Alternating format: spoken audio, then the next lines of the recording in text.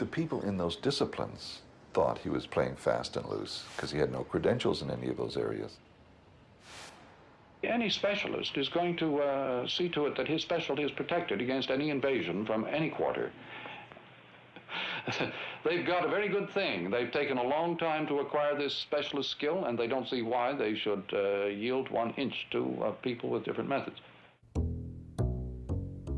Well, McLuhan started to make an impact with the Gutenberg Galaxy, which was 1962. And then understanding media came along a couple of years later, and that led to what they subsequently called the McLuhan explosion.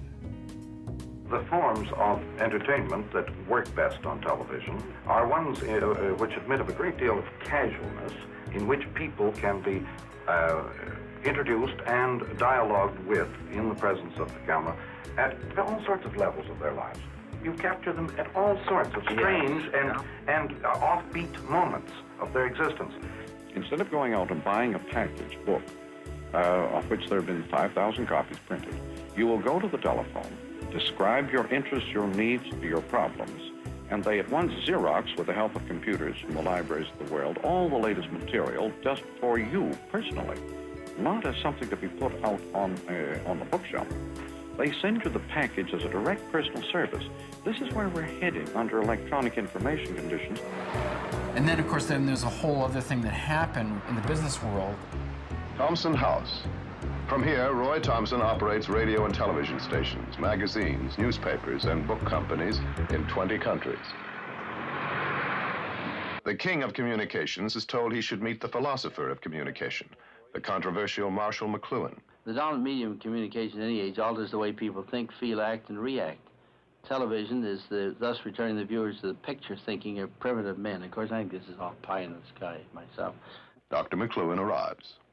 Some of the critics of McLuhan made fun of McLuhan because they accused him of being a bringer of doom, and they thought they were impervious to doom. This is the talk of a literate man. The literate man was all for absorbing things. The new sort of electric man doesn't want to absorb things. You mean that in future people are not going to be as literate? Oh, indeed, yes. Literacy is on the skids. Oh, yes. Now I understand why you got the reputation. Oh, I can no. see that. No, You're a shocker, isn't it? Look. Our own Herbert Marshall McLuhan has been labeled the poet, the philosopher, the prophet. Life magazine called him the oracle of the electric age. His critics are almost as lively as his admirers.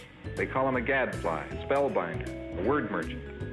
But almost everyone agrees no one can make sense out of more than 10% of what McLuhan has to say. And what kind of message are you trying to get across? The kinds that are indicated in what I've already said. Just anything that creates a state of awareness which makes life a more exciting and wide-awake matter. The term Finnegan's Wake, the title of Joyce's book, is one that fascinates me, and it has much to do with the changes going on in our time. Finn, again, back to the old tribal cycle. It's what is happening in the electric age. We're becoming involved in each other again in a tribal way. Finn, the Finn cycle. Finn again, but this time, wide awake. Finnegan's Wake. Yet man in society must make some decisions about the rights and wrongs of certain issues. Only in this way can a society function without anarchy. McLuhan... I thought we had achieved anarchy very completely long ago. I didn't realize that it was something that remained to be done. And I think we're going further in every minute. It's like the fish in the water. We don't know who discovered water, but we know it wasn't a fish. A pervasive medium, a pervasive environment is always beyond perception.